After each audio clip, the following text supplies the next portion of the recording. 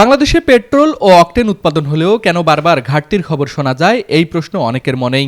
দেশে একমাত্র রাষ্ট্রীয় তেল শোধনাগার ইস্টার্ন রিফাইনারি লিমিটেড থেকে সীমিত পরিমাণে পেট্রোল ও অকটেন উৎপাদন হয়। তবে দ্রুত বাড়তে থাকা যানবাহনের কারণে চাহিদা এখন উৎপাদনের অনেক বেশি। বিশেষজ্ঞরা বলছেন, পুরনো প্রযুক্তির কারণে একই পরিমাণ কাঁচা তেল থেকে বেশি ডিজেল উৎপাদন সম্ভব হলেও পেট্রোল ও অকটেন উৎপাদন তুলনামূলক কম হচ্ছে। ফলে এই দুই জ্বালানির ক্ষেত্রে আমদানির উপর নির্ভরতা থেকেই যাচ্ছে। রংপুরের নতুন বিনোদন কেন্দ্র Ananda city park and convention hall. অত্যাধুনিক রাইড সম্বলিত নিরিবিলি ও মনোমুগ্ধকর পরিবেশের এই পার্কের অবস্থান বাংলাদেশ ব্যাংক মোড় থেকে 5 কিলোমিটার উত্তরে বুড়িরহাট রোড, কোবারুতে।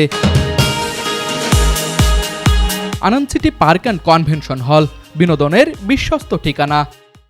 অন্যদিকে আন্তর্জাতিক বাজারে দাম বাড়া, ডলার সংকট কিংবা এলসি জটিলতার কারণে আমদানিতে দেরি হলে সরবরাহে চাপ পড়ে। এর সঙ্গে যুক্ত হয় পরিবহন ও বিতরণ ব্যবস্থার সীমাবদ্ধতা।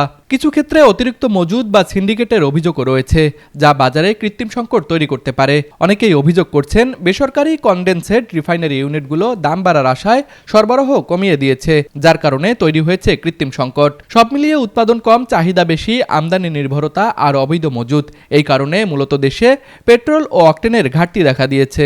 বিশেষজ্ঞদের মতে, আধুনিক রিফাইনারি স্থাপন এবং সরবরাহ ব্যবস্থার উন্নয়নই হতে পারে দীর্ঘমেয়াদী সমাধান।